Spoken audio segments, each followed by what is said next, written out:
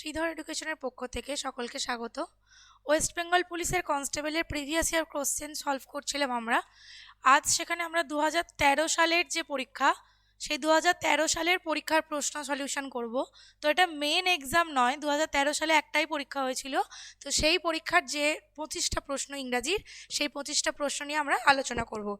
এর আগে অর্থাৎ 2015 সাল মানে পরবর্তী যে ইয়ারগুলো একদম 2022 সাল পর্যন্ত যতগুলো ডাব্লিউবিপি কনস্টেবলের পরীক্ষা হয়েছে, সেই প্রশ্নের ইংরাজি প্রশ্নগুলোও কিন্তু আমাদের এই চ্যানেলে সলভ করানো আছে। চাইলে তোমরা সেই ভিডিওগুলো দেখতে পারো। আমি এই ভিডিও ডেসক্রিপশন বক্সে সেই ভিডিওর লিঙ্ক দিয়ে দেব। তো চলো দেখা যাক প্রথম প্রশ্ন কি রয়েছে। প্রথম প্রশ্ন বলছে, আচ্ছা এখানে দাগ নাম্বার 10 থেকে শুরু হচ্ছে, তার কারণ হচ্ছে পরীক্ষার পেপারের ঠিক দাগ নাম্বার যেগুলো ছিল আমি এখানে দাগ নাম্বার সেগুলোই দিয়েছি, যাতে অসুবিধা না হয় কিছু, কারোর কাছে কোশ্চেন পেপার থাকলে সেও ঠিকভাবে বুঝতে পারে। তো দেখো বলছে he had to repent dash what he had done. Appropriate preposition থেকে কোশ্চেন রয়েছে। রিপেন্ট করা মানে হচ্ছে অনুশোচনা করা। বলছে তাকে অনুশোচনা করতে হবে সে যা করেছে তার জন্য। তাহলে রিপেন্টের সাথে অ্যাপ্রোপ্রিয়েট প্রিপোজিশন কি হয়? Repent for. রিপেন্ট ফর মানে হচ্ছে কোনো কিছুর জন্য অনুশোচনা করা। কিসের জন্য? সে যা করেছে তার জন্য। পরের কোশ্চেন দেখো। পরের কোশ্চেন বলছে she is so dash that she easily catches cold. এবার এখানে বলেছে একটা কারেক্ট ওয়ার্ড দিয়ে ফিল ইন দ্য ব্ল্যাঙ্কস। সে এতই কি যে তার সহজেই ঠান্ডা লেগে যায়। অপশানগুলো কি কি আছে দেখি। এ নাম্বার অপশান বলছে সেন্সিবল। সেন্সিবল কথার অর্থ হচ্ছে বিচক্ষণ। আমরা সেম মিনিং বলতে পারি প্রুডেন্ট। প্রুডেন্ট মানে হচ্ছে বিচক্ষণ। তারপরে কি রয়েছে? সিনসিয়ার। সিনসিয়ার মানে কি? আন্তরিক। সিনসিয়ারলি যে কাজ করে, অর্থাৎ আন্তরিকতার সাথে যে কাজ করে। তাহলে আমরা এটাকে কি বলতে পারি? এর সেম মিনিং বলতে পারি আর্নেস্ট। আর্নেস্ট। পরের অপশান কি বলেছে দেখো। পরের অপশান বলছে সেন্সিটিভ। সেন্সিটিভ মানে কি? সংবেদনশীল।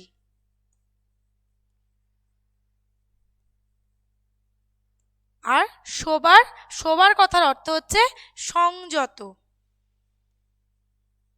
অর্থাৎ মডারেট।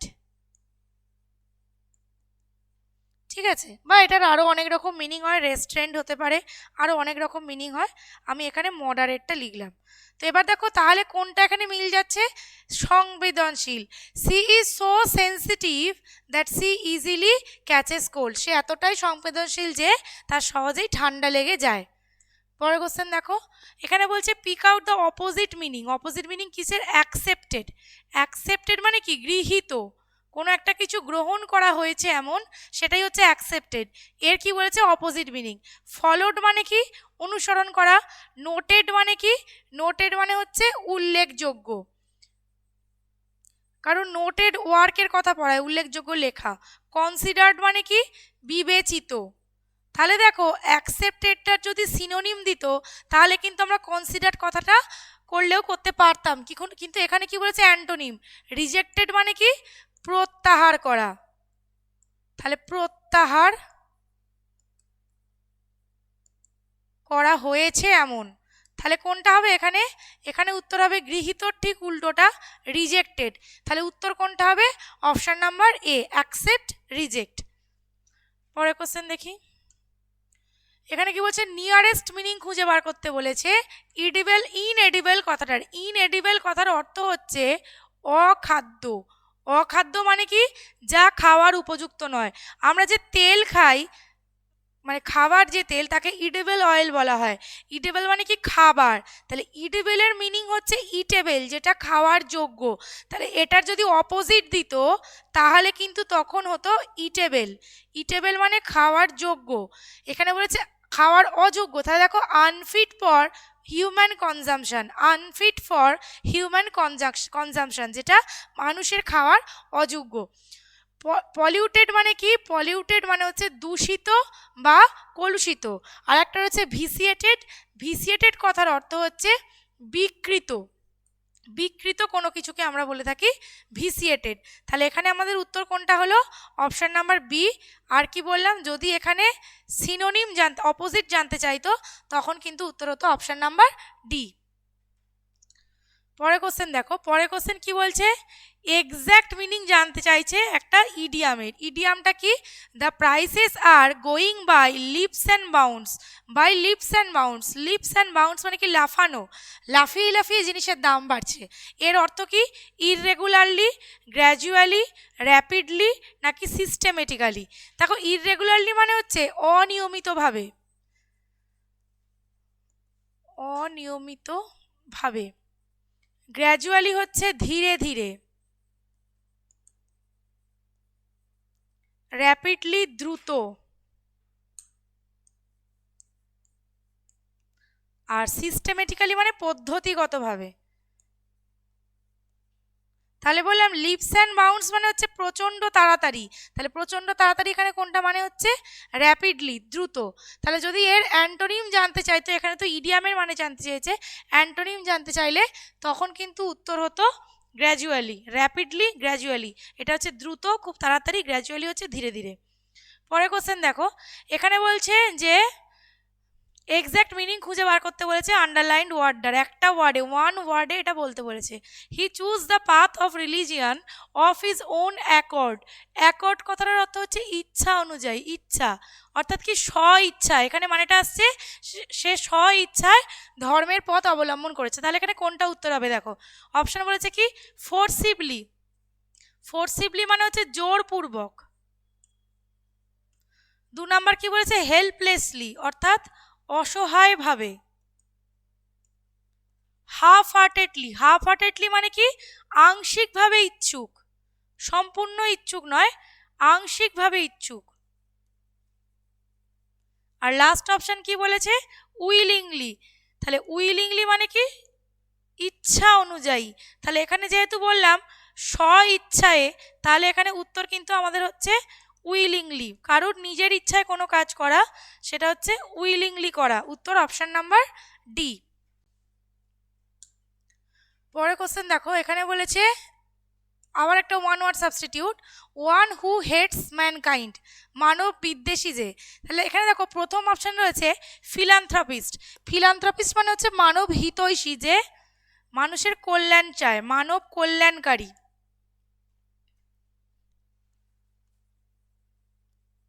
এরই ঠিক বিপরীত শব্দ হচ্ছে মিসান্থ্রপিস্ট, যেটার অর্থ হচ্ছে মানব বিদ্বেষী।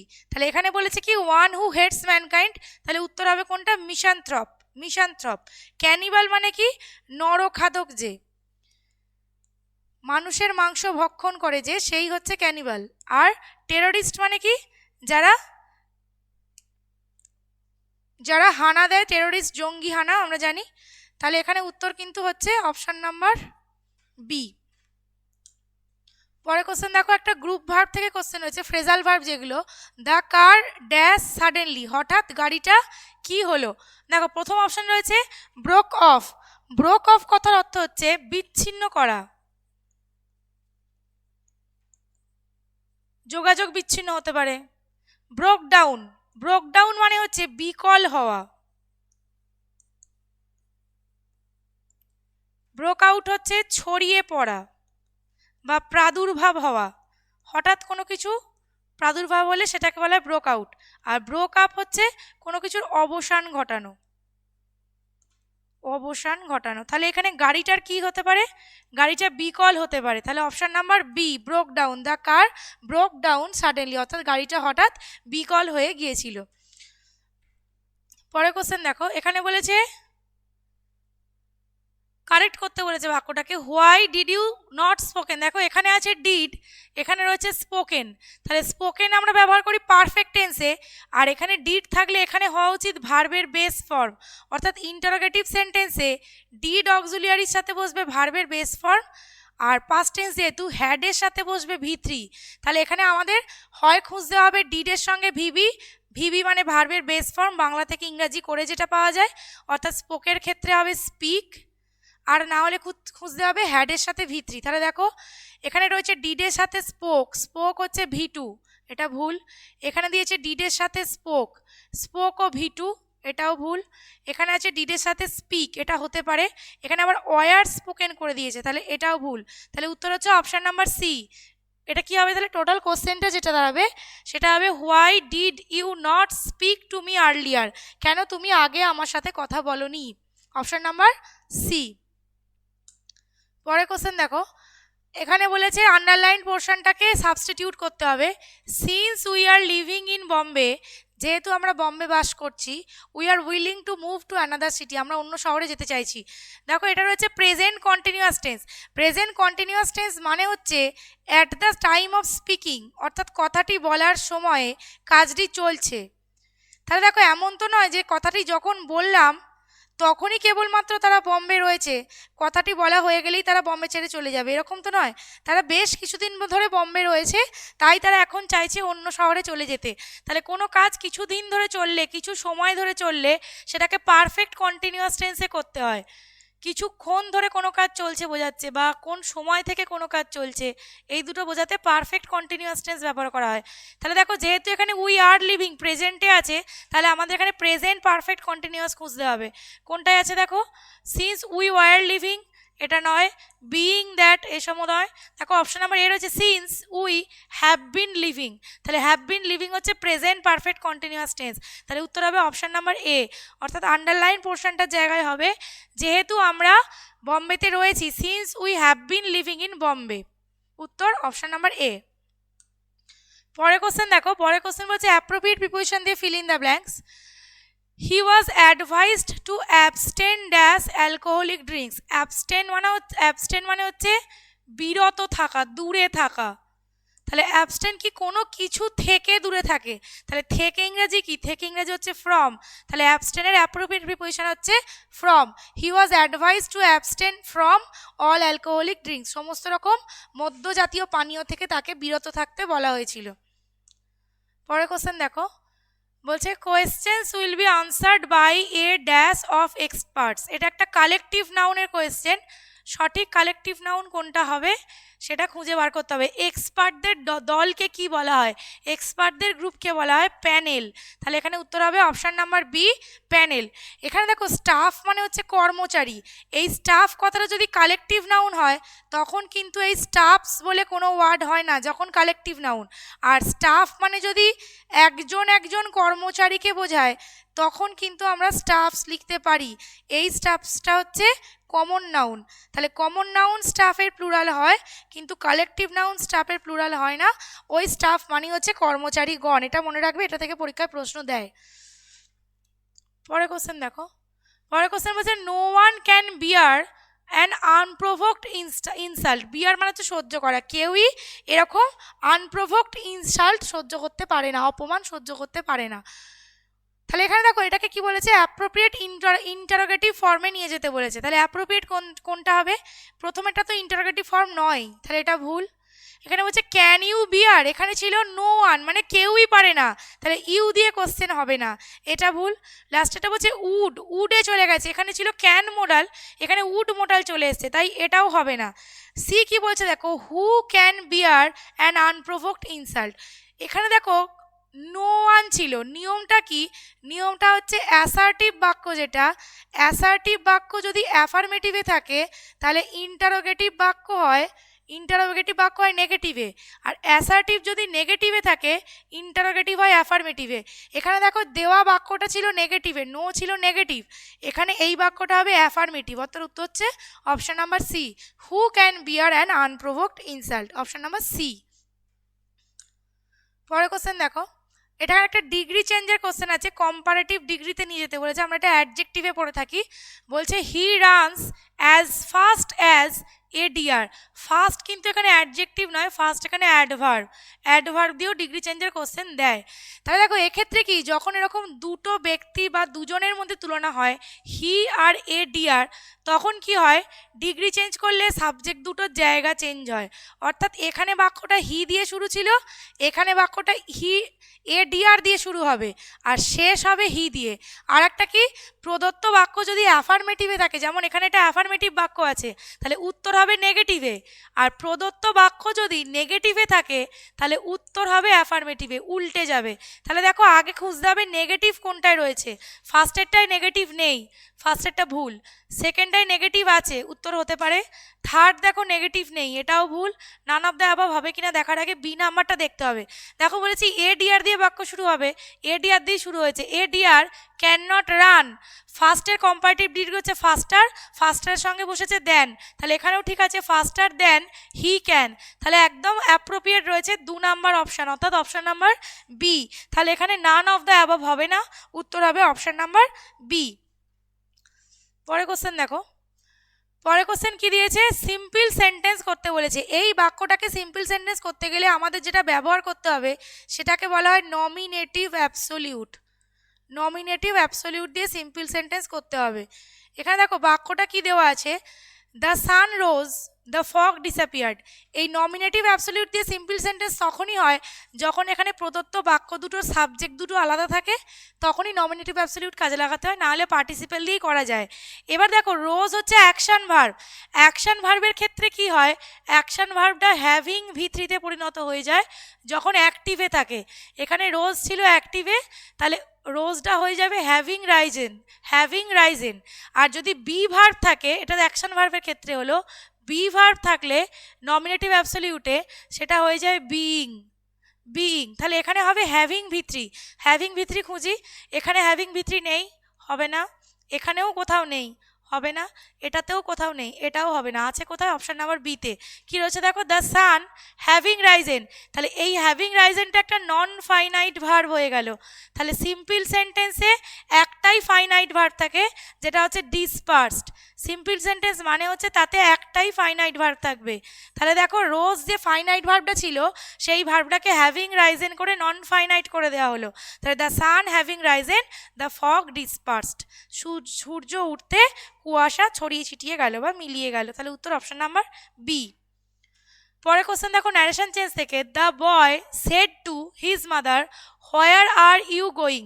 তাহলে সেড টুটা পরিণত হবে আক্সডে, তাহলে দেখি কোথায় আক্সড আছে, এখানে সেড টু ভুল, আক্সড টু ভুল, এটা আক্সড আছে, এটা আক্সড আছে, কিন্তু এখানে আবার হোয়ার দিয়েছে, হিজ মাদারটাও তুলে দিয়েছে, তাহলে এটাও ভুল। ঠিক কোনটা, option number C, the boy asked his mother where. এবার এই পোর্শনটা কিন্তু আর ইন্টারোগেটিভে থাকবে না, এই পোর্শনটা অ্যাসার্টিভের মতো করে দিতে হবে, কারণ কি আমরা লাস্টে দিচ্ছি ফুল স্টপ, সেই জন্য ইন্টারোগেটিভটাকে অ্যাসার্টিভ ফর্মে নিয়ে চলে যেতে হবে। উত্তর হচ্ছে অপশান নাম্বার সি। ঠিক যেভাবে দেখো ভার্বটাকে ভেবে নিয়ে করলাম, এইভাবে ভার্ব ভেবে নিয়ে সবসময় ন্যারেশন ভয়েস চেঞ্জ করলে তাড়াতাড়ি হয়। পরে কোশ্চেন দেখো, a boy was dash by a motor car. একটি মোটর গাড়ির দ্বারা ছেলেটি কি হয়েছিল, দেখো এখানে হবে রান ওভার। রান ওভার মানে হচ্ছে চাপা পড়া, অর্থাৎ এটাও ফ্রেজাল ভার্বের কোশ্চেন। তোমাদের তাহলে ফ্রেজাল ভার্ব, অ্যাপ্রোপ্রিয়েট প্রিপোজিশন এইগুলো ভালো করে পড়তে হবে এই কোশ্চেনগুলো করার জন্য। তাহলে a boy was run over by a motor car, option number B. পরে কোশ্চেন দেখো, do the work at once. এটা প্যাসিভ ভয়েস বলেছে, ভয়েস চেঞ্জ থেকে কোশ্চেন আছে। এখানে দেখো ডু এর অবজেক্ট রয়েছে ওয়ার্ক, এই রকম ক্ষেত্রে ভয়েস চেঞ্জ কি করে হয়, let plus object plus be plus ভি3,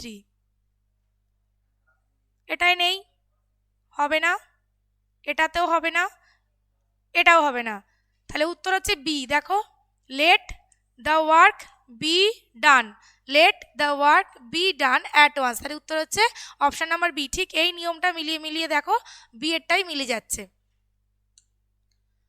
পরের কোশ্চেন, অপোজিট মিনিং কিসের বলছে, কাইন্ড। কাইন্ড মানে হচ্ছে দয়ালু। দেখো এখানে আছে অনেস্ট, অনেস্ট মানে হচ্ছে সৎ।